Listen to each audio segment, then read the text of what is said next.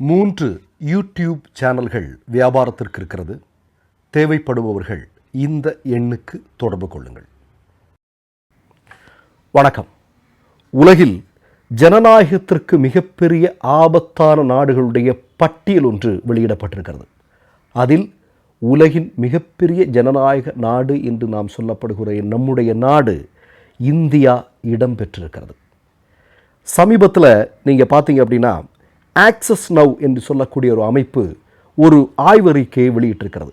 அந்த ஆய்வறிக்கையில் என்ன சொல்லியிருக்காங்க அப்படின்னா, கடந்த 2024 ஆண்டில் மட்டுமே மோடியினுடைய ஆட்சியில் இந்தியாவில் 84 முறை இணையம் முடக்கப்பட்டிருக்கிறது.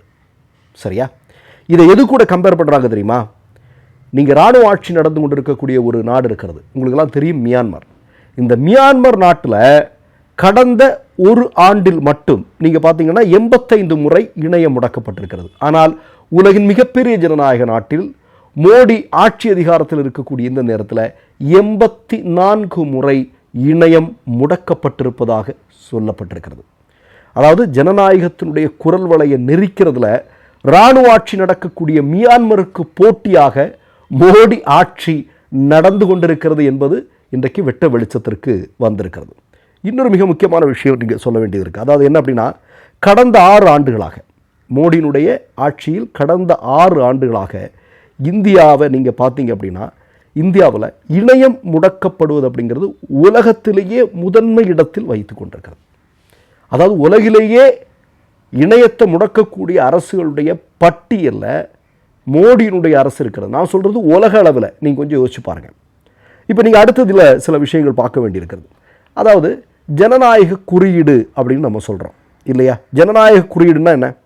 ஒரு நாட்டில் இருக்கக்கூடிய ஊடக சுதந்திரம், அந்த நாட்டில் இருக்கக்கூடிய தேர்தல் நடைமுறைகள், குடிமக்களுடைய உரிமைகள், இவைகளெல்லாம் எப்படி காக்கப்படுகின்றன, இதை வைத்து தான் ஜனநாயக குறியீடை தயார் செய்வார்கள்.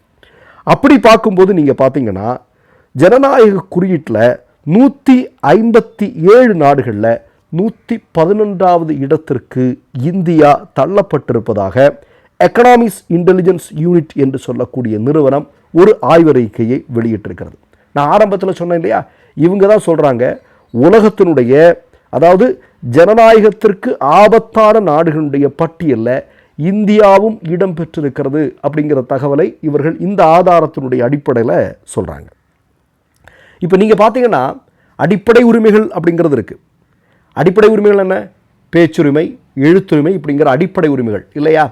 ஆனால் அடிப்படை உரிமைகள் மட்டுமல்ல, இப்போ அரசியல் எதிர்ப்பை ஒடுக்குவதற்கும் மோடி அரசு இணையங்களை முடக்கி கொண்டிருக்கிறது. அதாவது நீங்கள் எனக்கு பேச்சு சுதந்திரம், எழுத்து சுதந்திரம் இவற்றுக்கு மிகப்பெரிய அச்சுறுத்தல் இருக்கிறது. ஆனால் அரசியல் எதிர்ப்புன்னா என்ன? இப்போ மோடி எதிர்க்கிறோம், ஆர்எஸ்எஸ்ஸை எதிர்க்கிறோம், பாஜகவை எதிர்க்கிறோம். அப்படி எதிர்க்கக்கூடியவர்களுடைய இணையங்கள் எல்லாம் முடக்கப்பட்டிருப்பதாக அந்த ஆய்வறிக்கையில் குறிப்பிடப்பட்டிருக்கிறது.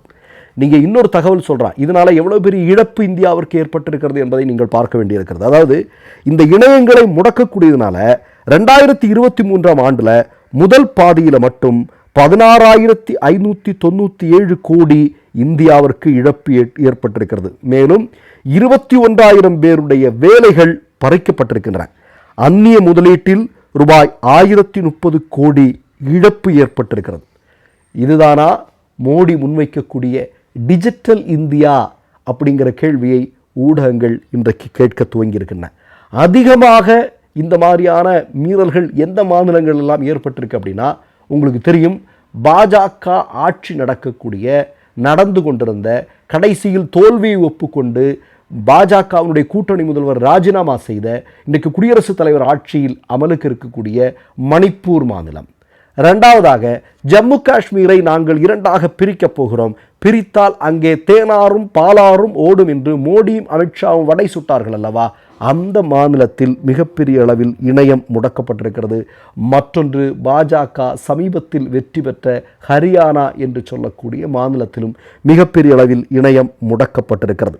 இப்போ நான் என்ன கேட்குறேன் அப்படின்னா, பாஜக ஆட்சி நடக்கக்கூடிய மாநிலங்களில் மக்களை பார்த்து, மக்களுடைய போராட்டங்களை பார்த்து மோடியும் அமித்ஷாவும் ஆர்எஸ்எஸும் பயப்படுகிறது. அதனால தான் இணையங்களை முடக்குகிறார்கள். இப்போ உத்தரப்பிரதேசத்தில் ஏதாவது நடந்தால் செய்திகளை உண்மையாக வெளியே கொண்டு வர முடியுமா? முடியாது. இப்போ நீங்கள் இணையத்தை முடக்கிறதுனால வேற என்ன விஷயங்கள் நடக்குது அப்படின்னா, மக்களுடைய அடிப்படை உரிமைகள், பொருளாதாரம், கல்வி இவைகளெல்லாம் காலவரையின்றி பாதிக்கப்படுகிறது. இப்போ நீங்கள் பார்க்கலாம், மணிப்பூரில் பிள்ளைங்க ஸ்கூலுக்கு போய் எவ்வளோ நாளாச்சு. ஹரியானாவில் விவசாயிகள் போராட்டம் இன்னமும் நடத்தி கொண்டிருக்கிறார்கள். ஹரியானா டெல்லி பகுதியில் மோடிக்கு எதிராக, மோடியினுடைய விவசாய கொள்கைகளுக்கு எதிராக மிகப்பெரிய போராட்டங்கள் நடத்தி கொண்டிருக்க பல பேர் தற்கொலை செய்திருக்கிறார்கள். இப்போ நீங்கள் இந்த யூடியூப் சேனல், இப்போ நம்ம எல்லாம் யூடியூப் சேனலில் பேசுகிறோம் இல்லையா, இந்த மாதிரி யூடியூப் சேனலை மோடிக்கு எதிராக அல்லது மோடியினுடைய மக்கள் விரோத செயல்களுக்கு எதிராக தொடர்ந்து பேசக்கூடிய இணையதளங்கள் எல்லாம் முடக்கப்படுகின்றன. பெரிய சேனலையே முடக்கிறான் சர்வசாதாரணமாக. உங்களுக்கு தெரியாத ஏஷியானெட் என்று சொல்லக்கூடிய ஒரு சேனலை முடக்குனாங்க. எத்தனை மணி நேரம் முடக்குனாங்க. மீடியா ஒன் என்று சொல்லக்கூடிய ஒரு மிக முக்கியமான சேனல், அதை முடக்குனாங்க. முடக்க முடியலைன்னா அதை விலைக்கு வாங்குவாங்க. இவங்க சொல்கிறபடி கேட்கல அப்படின்னா எல்லாத்தையும் வாங்கு, விலைக்கு வாங்கு. ஆனால் என்ன பெரிய பிரச்சனை அப்படின்னா, இது எல்லாத்தையும் வாங்கிட முடியும், தொலைக்காட்சி ஊடகங்கள் எல்லாம் வாங்கிட முடியும். ஆனால் யூடியூப் எல்லாம் வாங்கிட முடியுமா? ஏன்னா மக்கள் கையில் இன்றைக்கி யூடியூப் அப்படிங்கிறதெல்லாம் ஒரு மிகப்பெரிய ஆயுதம் இல்லையா? இப்படிப்பட்ட மக்கள் விரோத செயல்களை நீ செய்கிற அப்படின்னா நாங்கள் அதற்கு எதிராக குரல் கொடுப்போம். மக்கள் ஆதரவோடு இயங்கி கொண்டிருக்கிறார்கள். எத்தனை யூடியூப் இவங்க விலைக்கு வாங்க முடியும்? இப்போ 30 லட்சத்துக்கு அதிகமான பேரை இந்த மாதிரியான சமூக வலைதளங்களில் பணியாற்றுவதற்கு அமித்ஷா அமர்த்தி இருப்பதாக சொல்லப்படுகிறது. ட்ரோல் மூலமாகவே வெற்றி பெற்ற ஒரு கட்சின்னு பாஜகவை நம்ம கிண்டல் பண்ணுறது, அப்படி ஒரு புத்தகமே வந்திருக்கு, நீங்கள் பார்த்துருப்பீங்க. ஆனாலும் இன்றைக்கு ஒவ்வொருவருமே, மொபைல் இருக்கக்கூடிய ஒவ்வொருவருமே இன்றைக்கி செய்தியாளர்களாக இருக்கிறார்கள். மொபைல் இருக்கக்கூடிய ஒவ்வொரு நபருமே ஊடகவியலாளர்களாக இருக்காங்க. அதனால் மோடிக்கு அதை கட்டுப்படுத்த முடியல. ஆனால் அதையும் தாண்டி இப்படிப்பட்ட விஷயங்கள் எல்லாம் இந்தியாவில் நடந்திருக்கு. இந்தியா அப்படின்னு சொல்லக்கூடிய உலகின் மிகப்பெரிய ஜனநாயக நாட்டில் இருக்கக்கூடிய ஜனநாயகத்திற்கு மிகப்பெரிய அச்சுறுத்தல் ஏற்பட்டிருப்பதாக இன்றைக்கு இது போன்ற ஆய்வறிக்கைகள் சொல்லிக் கொள்கின்றன. நாம் என்ன செய்ய போகிறோம்? மற்றொரு நிகழ்வில் சந்திப்போம். நன்றி, வணக்கம். மை நேம் இஸ் ரெட் சேனலை சப்ஸ்கிரைப் பண்ணிக்கோங்க.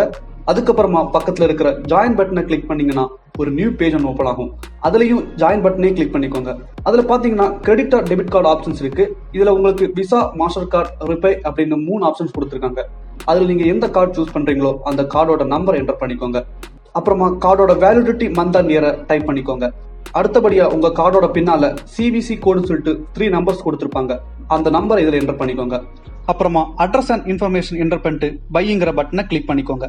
ஒருவேளை உங்க கார்டு நம்பர் இன்வாலிட்னு காமிச்சிச்சுன்னா உங்க கார்டுல இன்டர்நேஷனல் யூசேஜை எனேபிள் பண்ணுங்க.